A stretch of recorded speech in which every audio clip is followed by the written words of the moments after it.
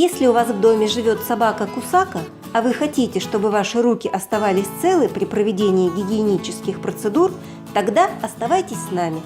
Сегодня мы расскажем и покажем, как шить намордник для мохнатого грызлика. Для начала снимаем с питомца основные мерки. Обхват морды возле переносицы,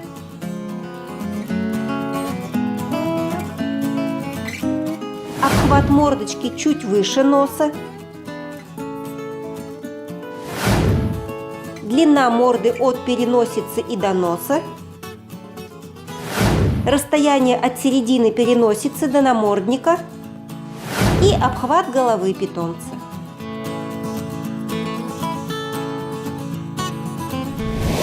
Когда все мерки сняты, не забудьте наградить песика за все его старания вкусняшкой.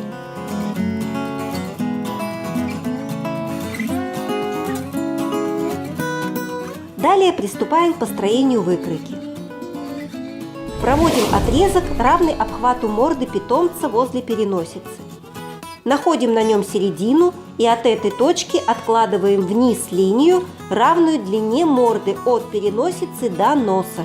Перпендикулярно проложенной линии проводим отрезок, равный обхвату морды возле носа. Соединяем концы двух проложенных параллельных отрезков и получаем своеобразную трапецию. Намечаем расположение и ширину лямок. Для этого от середины верхней части трапеции откладываем в обе стороны расстояние, равное измеренной длине от середины переносицы до планируемых лямок. Опускаем каждый из 4 углов трапеции вниз на полсантиметра и проводим плавные кривые линии. Такими же плавными кривыми скругляем острые углы трапеции и лямок.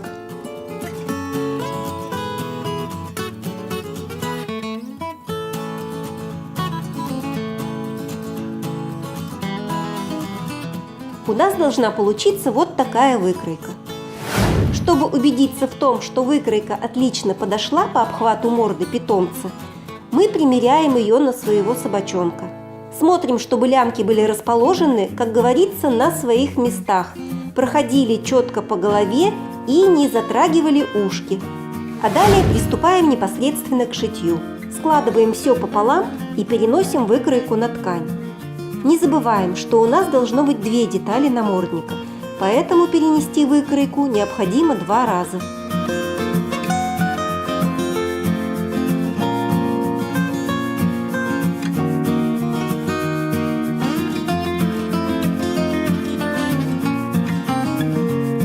Не забываем оставлять полсантиметра для припусков на швы. Далее мы каждую деталь вырезаем.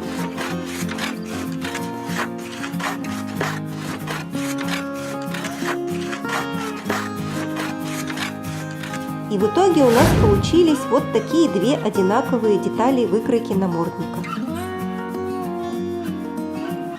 Дальше нам нужно будет прошить каждую деталь по бокам. А далее посмотрите внимательно.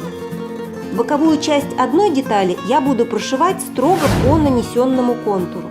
А вот на второй детали сбоку я провожу еще одну линию чуть дальше от намеченного контура и буду прошивать именно по этой линии.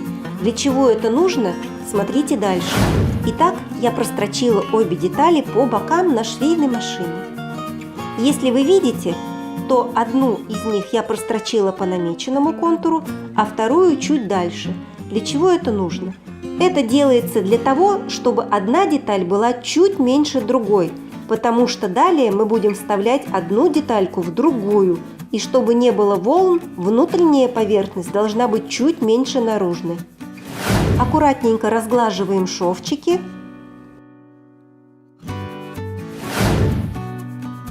Для того, чтобы в дальнейшем не перепутать меньшую деталь, я закалываю на ней булавочку.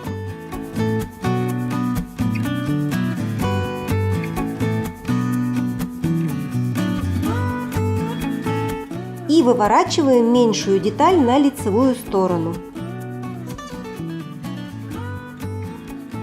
Далее вставляем детальки друг в друга, так как я показываю. Далее прострочим на швейной машине срезы верхней части намордника.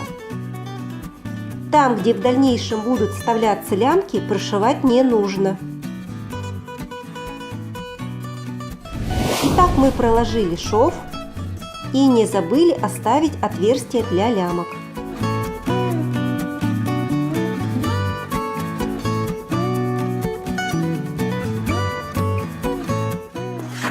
Срезаем лишнюю ткань.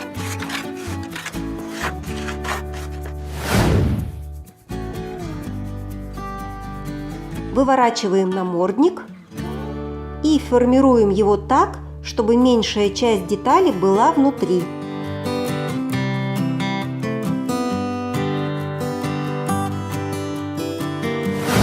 Отрезаем лишние края, чтобы удобнее было вставлять лямки.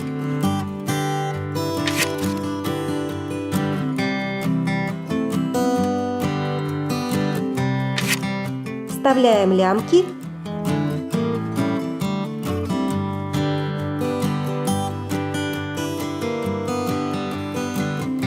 И по верхней части намордника прокладываем декоративный отделочный шов.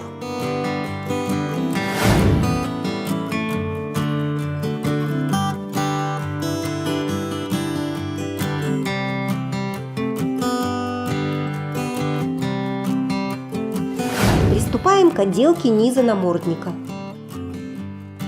Чтобы в процессе прокладывания строчки на швейной машине ткань не выворачивалась и не съезжала, я сначала подгибаю край одной детали и прокладываю отделочную наметочную строчку, а затем точно так же другую.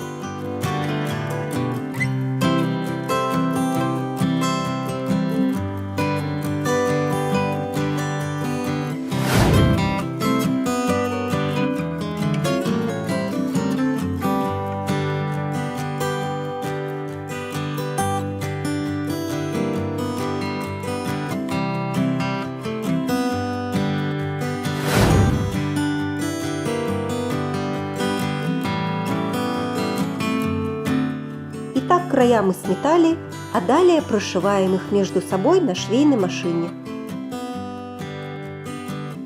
Ну вот и все, наш намордник готов. Для того, чтобы он не был таким скучным, можно добавить своеобразную изюминку.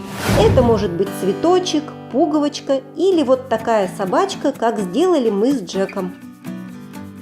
Ну а дальше примеряем изделие на питомце. Если вы не планируете использовать намордник для прогулок на улице, а применять только лишь для визита к ветеринару или проведения процедур, то можно сделать лямки подлиннее и просто завязывать их на затылке. И еще одно важное дополнение. Намордник не должен слишком плотно облегать морду собаки. Это нужно для того, чтобы, будучи уже в наморднике, четвероногий мог свободно дышать и облизываться. Ну вот и все. Если вам понравилось это видео, подписывайтесь на наш канал, ставьте лайки, а пошаговый мастер-класс с подробным описанием и фото я оставлю ссылки под этим видео. Всем пока!